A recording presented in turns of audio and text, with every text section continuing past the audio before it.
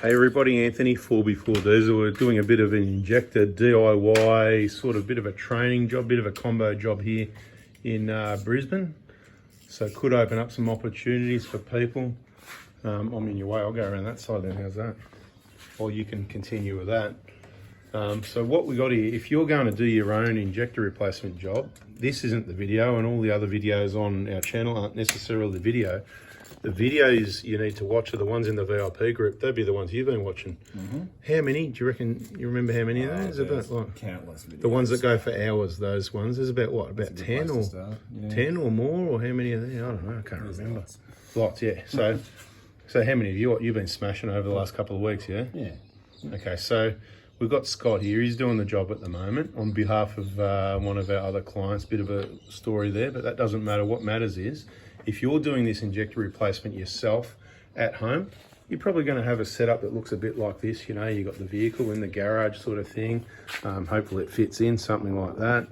Of course, he's already started by, you know, the first steps, removing the windscreen wipers and that shroud to gain a bit more access, a bit more space.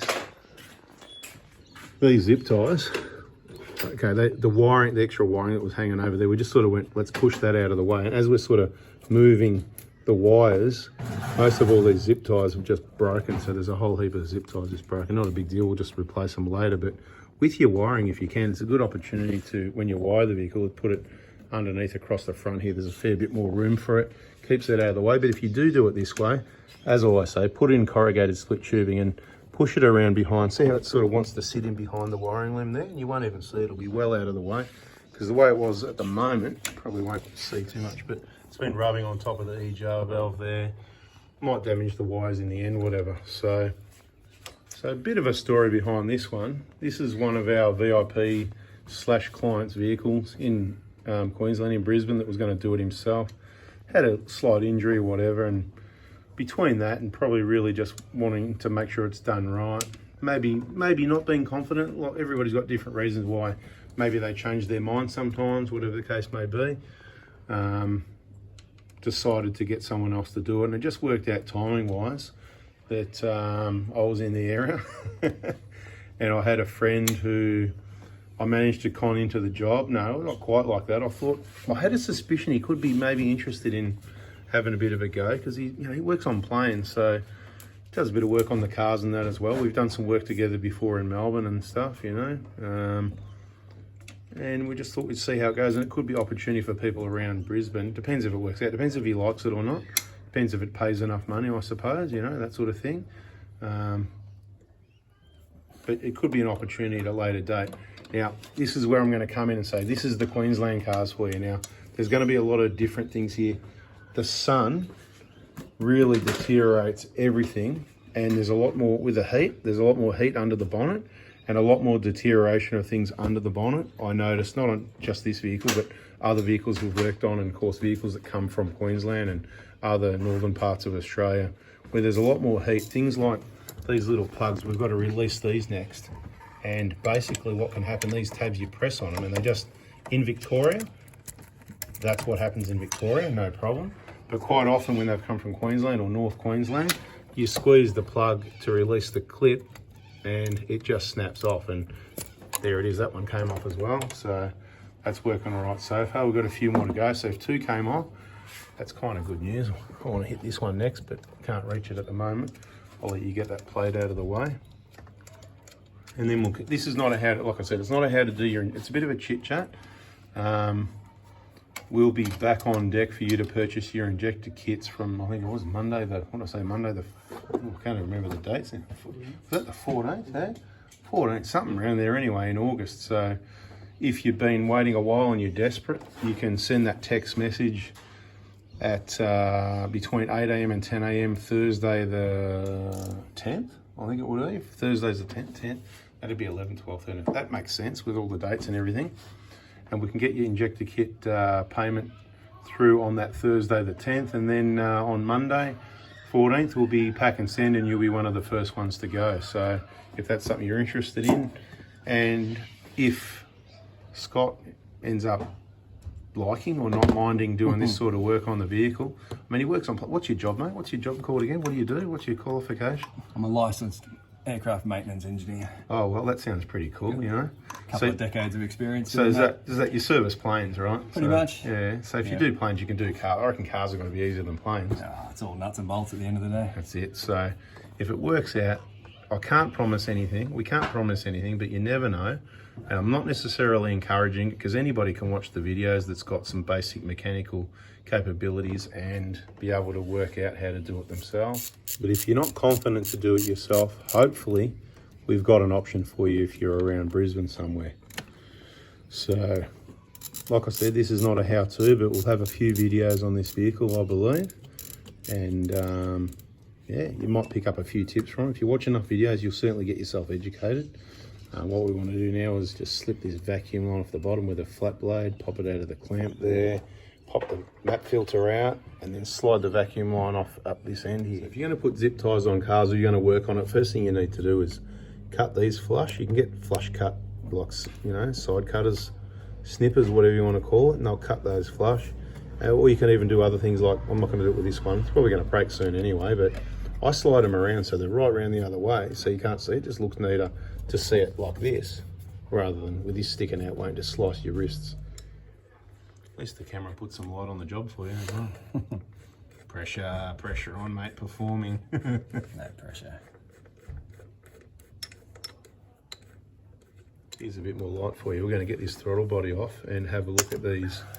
How tight would you say they are compared to planes? Oh, pretty firm. Pretty tight or pretty standard as expected.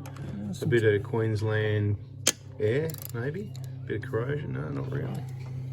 Don't look too bad. So anyway, when we get this off, we'll be able to see more. G'day, mate. Let's have a look. Oh yeah, you know, a bit messy in there. That's called an EGR system, exhaust gas recirculation, combined with a crankcase ventilation system. You know, there's a pipe there, you know, whatever. We've explained that in other videos, so check out the playlist on EGR system.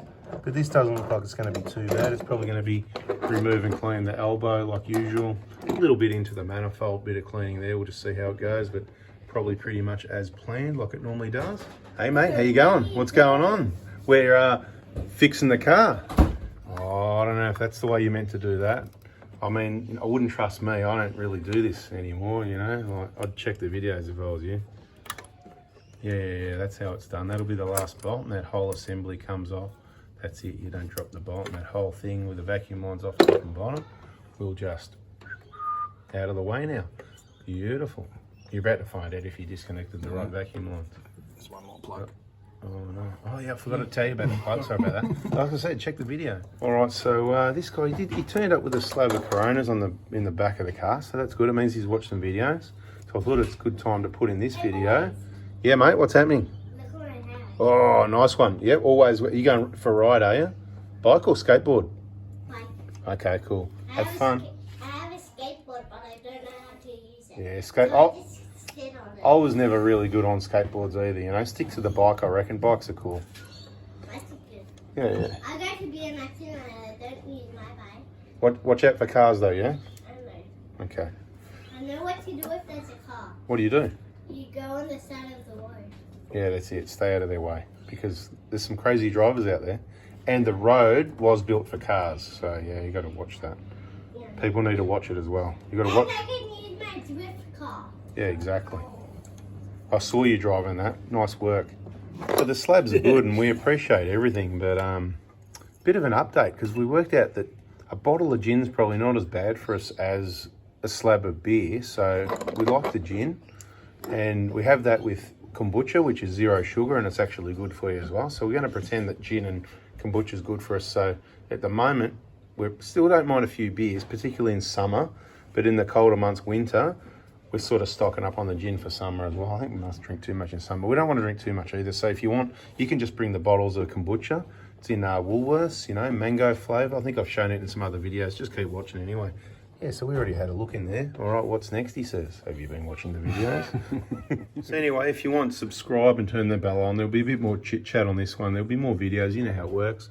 At the moment, we're just taking the cover off the cover. So 2 10 mils, 2 12 mils at the front, yeah. The 10 mil in the middle, another 10 mil at the back will be coming out in that back corner there to get this cover off the cover on the 150 Prados. So yeah, if you stick around and watch all the videos to the end. We'll have a bit of information for you. Let you know how this one goes, and let you know if it's a possibility that something like this can happen again, and opportunities to get the job done properly. But you know, you might not be confident doing it yourself. After we get those bolts out, we'll take these two 10 mils, get those clamps off. Two 10 mils on the clamps on the fuel lines at the side there. There's one on number 4 fuel pipe, and we'll get all those off together.